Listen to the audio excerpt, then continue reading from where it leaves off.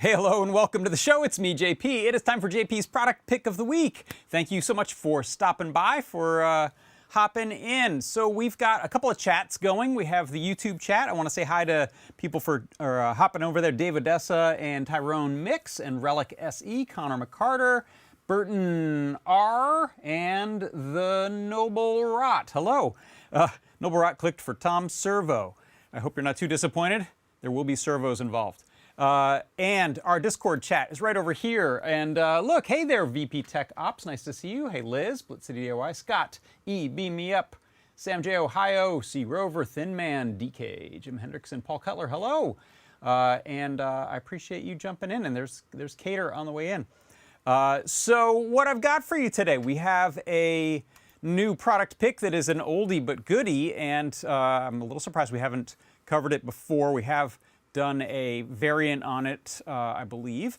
But this is a neat one and useful for certain types of projects. So strap in. Here we go. First thing I'll do is, in fact, give you a URL. If you want to head over there, that's where the product pick is. You can also point a device at this QR code and go there. On that product page, you'll find this show is embedded in there, so you can watch the show from inside the page. We have a product pick that has been stashed, and then a bunch of them released, and at least over 100, so you can pick up plenty. You can pick up 10, in fact. That's the max, but they are half off, so that's a nice benefit of getting them during the show here. And you don't need a coupon code or anything like that. It's just priced to sell. Put it in your cart, buy it before the end of the show, or roughly within a window there of 5-10 minutes, and then the price goes up after the show. So head on over there, check it out. The product I'm going to show you, the product we've got today, is old enough that there was not a standard Ask an Engineer new video for it, or it got lost in the mix. There is a preview one, sort of a Desk of Lady Ada one I'll show you, going back quite a few years. And then the second video you'll see, I've just cut them together, is the variant on this. So it's not exactly the one we're going to see, but it talks about some of the features in a way that I think are helpful. So take it away, Lady Ada.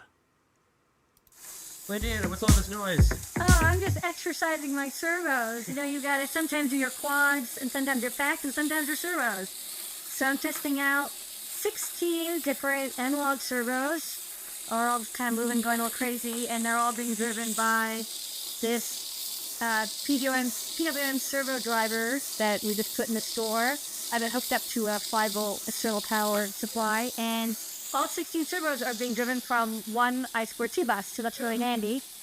And I could actually run up to like 990 servos by chaining these boards together. That'll be the next video. All right, can you do LEDs too? Oh yeah, sure. Oh man. All right, leave them go. Oh, Pelican. Yeah. So we also have the servo wing, bing, bing, bing, bing. So if you like the 16-channel servo driver we have, you'll probably like this. It's basically that board, but made to work on, as a feather wing, works on any of our feathers, and again, also uses I2C and stackable with the stepper motor driver as well. So if you want to use motors, steppers, servos, whatever, you can mix and match all of them together. Yeah. It also uses I2C, and you get 8 servo channels. We didn't have enough space on the board for 16, but 8's still a lot. And if you really need more, you can stack 2 of these together. Yeah. So there they go. Okay, and let's go to the other end. So you've got all these like servos all over the place here. And then this is 12-volt power supply, and I want to grab my 5-volt. Sorry, one second. This is the 5-volt power. Got it. So you want to power your servos with 5 volts. And then power the board. The board does get powered separately. And that's because you want to have your motor power supply be separate from your logic power supply. So you can power the board from a LiPo. If you really want, you can power them from the same 5 volts, but it's not really suggested. And basically, it's just a servo party. And you get jitter-free servo control. And so that's kind of nice. Lady Ada, what's all this noise? Hey, yes, there it is. So that's the product pick of the week this week. Not what you just saw in that second video, but this is the variant on it. This is the Adafruit 16-channel PWM servo driver with I2C, and it uses the PCA 98, no, I gotta get this name right, the PCA 9685 chip to supply all 16 channels of PWM. And of course you can use this for servos, that's what's intended for, and I'll show you a demo with that. But kind of anything that you want a PWM that's within this frequency range you can use. So this is also a really nice, smooth PWM driver for LEDs. If you want to do some LED projects where you're driving 16 LEDs, you can use this for that. But really it's geared towards servos. Right down to the, let me switch to the overhead here for a moment. So you can see it right there, and across the bottom we have 4 little clusters of 3-pin sets. So you can plug in and solder these header pins in, and then that is going to take, in that case, 4 standard hobby servos. There's sort of a standard spacing of hobby servos and arrangement of power, ground, and the PWM value, so you can use that. This has a little screw terminal that you'll also solder in so that you can supply power for your servos. Plug that in like that, solder that from the bottom, and you'll wire that to usually a 5-volt source. I think I've got a 5-volt 4-amp power supply plugged in to mine. And then we've also got the header pins that you'll place on either side. You could place it on both for mechanical stability, I suppose, but solder those on one side, either down or up. And that's how you're going to supply the I2C signal, so power, ground, data clock, and data. What else? We have 6 different address jumpers on here, which means that on a single I2C bus you can get, what is it? It's some huge number. Let me look. 62 boards. 62 of these can go on a single I2C bus. Has anyone tried that? Which gives you control of 992 PWM outputs. So if you have a really wild servo project, I'd love to hear about it. What else is there to say on this? It's up to 6-volt capable, but usually use 5. It's free running, so no signal clock is needed, which is really helpful. Frees up your microcontroller. Also, certain single board computers wouldn't be able to deal with other types of PWM driver chips. Let me go to the web page here so you can take a look at it. So these are $7.48.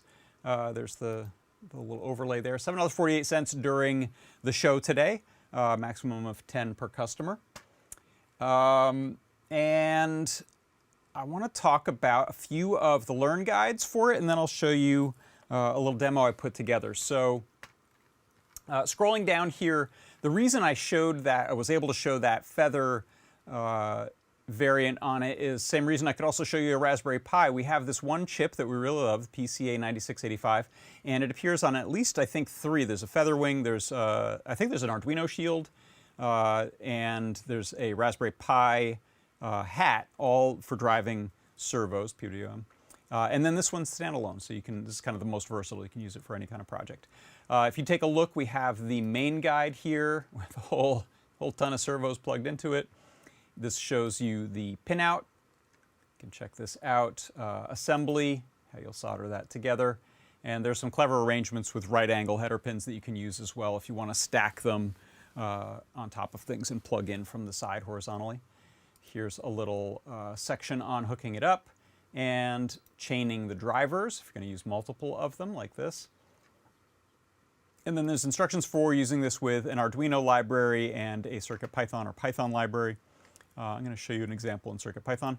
Here is one of my favorite projects that's used. This is from Liz, who has a nice collection of robotically actuated music instrument learn guides going, at least 3 or 4, I think, at this point. Here's one that drives servos to strum strings on a lyre.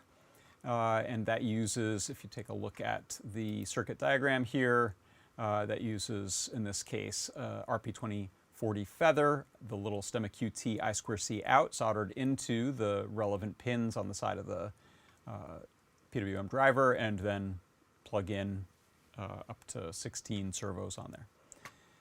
So let's take a look at a little demo I put together. I'm going to refocus here. Let's see, is there a smaller me we can use? That's slightly smaller. Let's focus this like so. In fact, I'm going to move myself off to the side here. Let's go to this. So you can see what I've got here. This is the bare board with the collection of goodies it comes with. Let me set this off to the side for now. And then what I've got set up here is I'm using one of our little swirly grids with a Feather. This is a Feather RP 2040 ADA logger, just because it's what I had convenient. And then this is running to the PWM board. The PWM board has 10 servos plugged into it, so I've got 4 on the side here. I just put some colored tape so we could see the servo horns a little better, and these are just blue tacked down. And then I have a couple of these pan tilt rigs that I had built for another project in different sizes. This is one that we sell that uses little micro servos. You can see there. And these are just sort of a bigger version with some 3D printed parts that I put together. So I'm going to go ahead and let me start this up.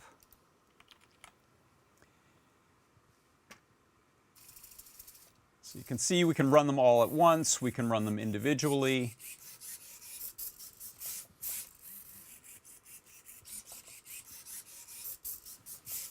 All right, so that's a little servo dance, which makes me happy. I've been giggling at this.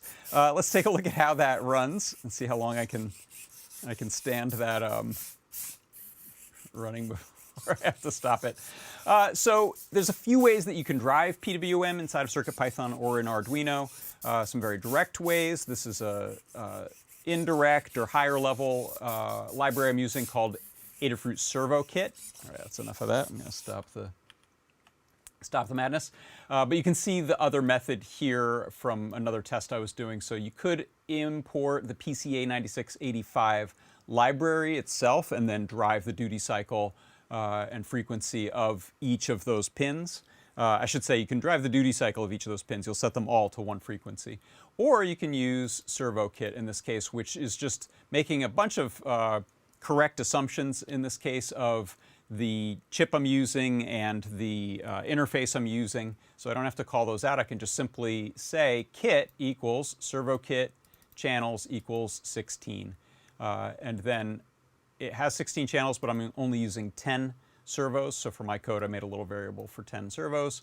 I'm setting a minimum and a maximum angle here of 60 and 120, just because one of these is going to crash if I go further than that. But you can, with these kind of servos, you can usually go from 0 to 180. You can also run continuous servos from this and other types. Short pause, long pause are some time variables. The number of steps that I'm going to take when I do sort of a smooth move. And then when we start up, I just go to the minimum angle. Wait a few seconds, do a little sweep, and then back and forth, and then the main loop, we run through each one of those to its maximum and minimum, and then run them all together and all back. So that looks like this if we let that run again.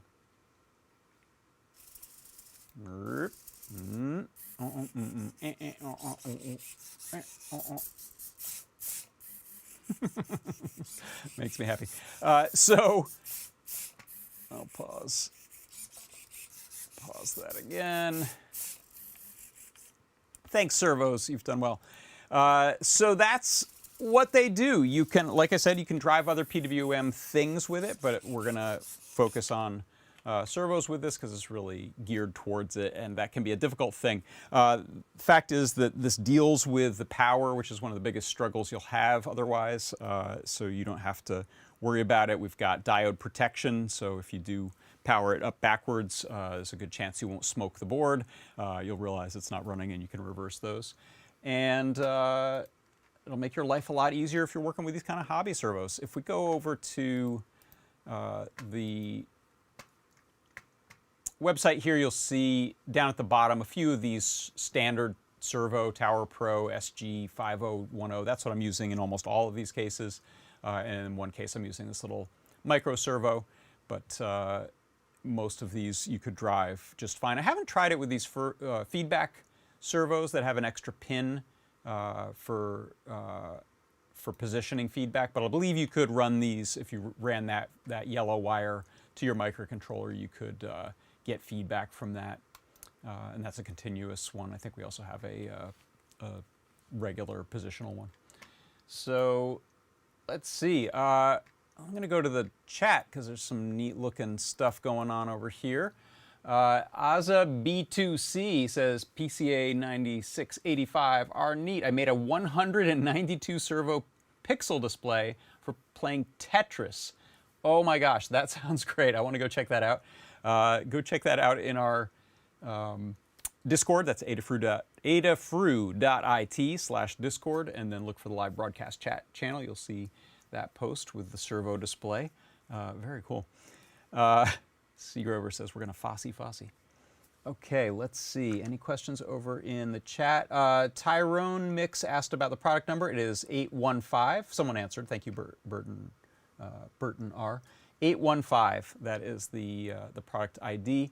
And yeah, that's the little trick. You can go adafru.it/ and that number. That's the kind of quickest, fastest way to get to a product on the web page if you happen to know the product ID. So this is 815. Which means it's a pretty old one. Goes way back, but I think a worthy one. Okay, I think that's going to do it, unless we have any other questions in the chat. Looks like we're set. So let me pick that back up. Oh, you know what? Let's show this in the side. That's a lot of fun. So let me kick this thing into gear again.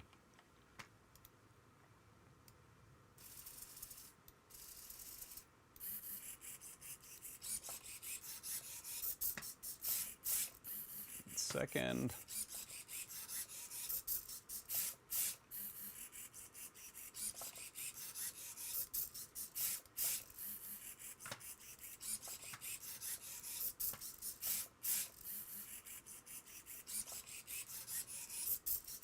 Sure, that should work. All right. That will do it for today. That right there is my product pick. It is the 16-channel PWM 12-bit servo and LED driver. For Adafruit Industries, I'm John Park. This has been JP's product pick of the week.